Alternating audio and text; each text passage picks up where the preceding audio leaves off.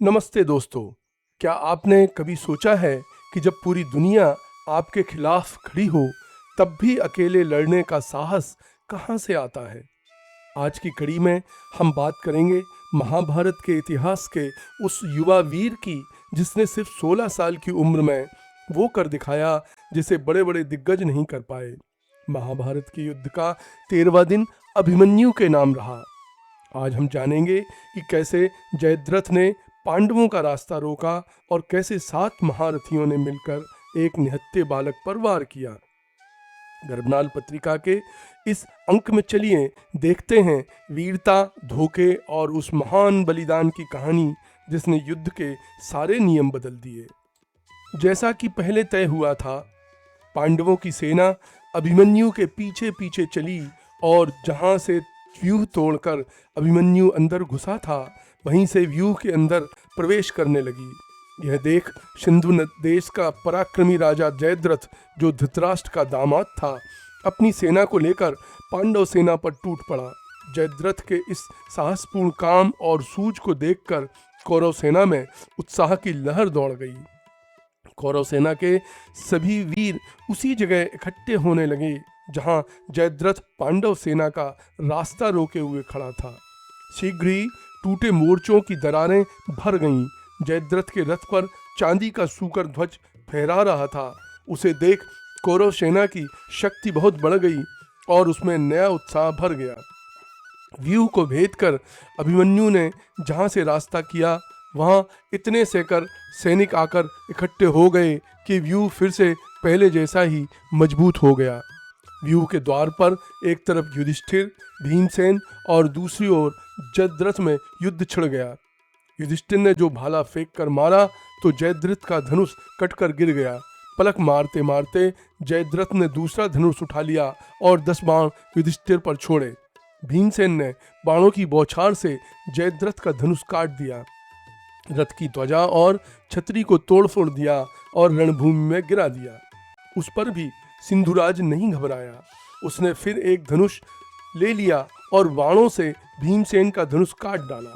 पल भर में ही भीमसेन के रथ के घोड़े ढेर हो गए। भीमसेन को लाचार हो रथ से उतरकर सात्विकी के रथ पर चढ़ना पड़ा। जयद्रथ ने जिस कुशलता और बहादुरी से ठीक समय व्यूह की टूटी किलेबंदी को फिर से पूरा करके मजबूत बना दिया, उससे पांडव बाहर ही रह गए। अभिमन्यु व्यूह के अंदर अकेला रह गया, पर अकेले अभिमन्यु ने व्यूह के अंदर ही कौरवों की उस विशाल सेना को तहस नहस करना शुरू कर दिया। जो भी उसके सामने आता खत्म हो जाता था। दुर्योधन का पुत्र लक्ष्मण अभी बालक था, पर उसमें वीरता की आभा फूट रही थी। उसको भय छू तक नहीं गया था। अभिमन्यु की बाण वर्षा से व्याकुल होकर जब सभी योद्धा पीछे हटने लगे तो वीर लक्ष्मण अकेला जाकर अभिमन्यु से भिड़ पड़ा। बालक की इस निर्भयता को देख भागती हुई कौरव सेना फिर से इकट्ठी हो गई और लक्ष्मण का साथ देकर लड़ने लगी। सबने एक साथ ही अभिमन्यु पर बाण वर्षा कर दी, पर वह अभिमन्यु पर इस प्रकार लगी जैसे पर्वत पर मेघ बरसता हो। दुर्योधन पुत्र अपने अद्भुत पराक्रम का परिचय देता हुआ वीरता से युद्ध करता रहा। अंत में अभिमन्यु ने उस पर एक भाला चलाया। केचुली से निकले सांप की तरह चमकता हुआ वह भाला वीर लक्ष्मण के बड़े जोर से जा लगा। सुंदर नासिका और सुंदर भौहों वाला, चमकीले घुंघराले केश और जगमगाते कुंडलों से विभूषित वह वीर बालक भाले की चोट से तत्काल मृत होकर गिर पड़ा। यह देख कौरव सेना आर्त स्वर में हाहाकार कर उठी। पापी अभिमन्यु का इसी क्षण वध करो, दुर्योधन ने चिल्ला कर कहा, और द्रोण, अश्वत्थामा, बृहद्बल, कृतवर्मा आदि 6 महारथियों ने अभिमन्यु को चारों ओर से घेर लिया। द्रोण ने कर्ण के पास आकर कहा, इसका कवच भेदा नहीं जा सकता, ठीक से निशाना बांधकर इसके रथ के घोड़ों की रास काट डालो और पीछे की ओर से इस पर अस्त्र चलाओ। सूर्य कुमार कर्ण ने यही किया। पीछे की ओर से बाण चलाए गए। अभिमन्यु का धनुष कट गया, घोड़े और सारथी मारे गए, वह रथ विहीन हो गया, धनुष भी न रहा। फिर भी वह वीर बालक ढाल तलवार लिए शान से खड़ा रहा। उस समय ऐसा लगता था मानो क्षत्रियोचित शूरता का वह मूर्त स्वरूप हो। लड़ाई के मैदान में ढाल तलवार लिए खड़े अभिमन्यु ने रण कौशल का ऐसा प्रदर्शन किया कि सभी वीर विस्मय में पड़ गए। अभिमन्यु बिजली की तरह तलवार घुमाता रहा और जो भी उसके पास आता उस पर आक्रमण करके उसकी खासी अच्छी खबर लेता। वह तलवार पर फुर्ती से इस तरह काबिज होता और इस तरह से उसे चलाता जैसे कि मानो वह जमीन पर खड़ा ही न हो और आकाश में ही युद्ध कर रहा हो। इतने में आचार्य द्रोण ने अभिमन्यु की तलवार काट डाली। साथ ही कर्ण ने कई ऐसे तेज बाण चलाए कि उसकी ढाल भी टुकड़े हो गए और इस तरह अभिमन्यु और कर्ण का वह दृश्य देखने लायक था। तुरंत ही अभिमन्यु ने टूटे रथ का पहिया हाथ में उठा लिया और उसे घुमाने लगा। ऐसा करते हुए वह ऐसा लगता था मानो सुदर्शन चक्र लिए हुए साक्षात भगवान नारायण हों। रथ के पहिए की धूल लग जाने के कारण उसके गौर वर्ण शरीर की स्वाभाविक शोभा और बढ़ गई। इस समय अभिमन्यु भयानक युद्ध कर रहा था। यह देख सारी सेना एक साथ उस पर टूट पड़ी। उसके हाथ का पहिया चूर चूर हो गया। इसी बीच दुशासन का पुत्र गदा लेकर अभिमन्यु पर झपटा। इस पर अभिमन्यु ने भी पहिया फेंक कर गदा उठा ली और दोनों आपस में भिड़ गए। दोनों में घोर युद्ध छिड़ गया। एक दूसरे पर गदा का भीषण वार करते हुए दोनों ही राजकुमार आहत होकर गिर पड़े। दोनों ही हड़बड़ा कर उठने लगे। दुशासन का पुत्र जरा पहले उठ खड़ा हुआ। अभिमन्यु अभी उठ ही रहा था कि दुशासन के पुत्र ने उसके सिर पर जोर से गदा प्रहार किया।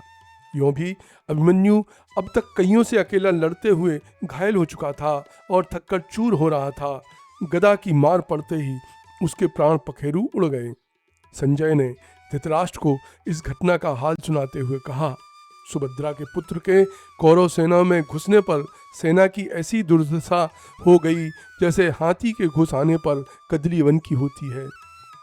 ऐसे इस वीर को कई लोगों ने एक साथ आक्रमण करके मार डाला और मरे हुए अभिमन्यु के शरीर को घेर कर आपके बंधु बांधव एवं साथी जंगली व्याधों की भांति नाचने कूदने व आनंद मनाने लगे। जो सच्चे वीर थे यह देखकर उनकी आंखों में आंसू आ गए। आकाश में जो पक्षी मंडरा रहे थे वे चीखने लगे, मानो पुकार पुकार कर कह रहे हों कि यह धर्म नहीं, धर्म नहीं। अभिमन्यु के वध पर कौरव वीरों के आनंद का कोई ठिकाना न रहा।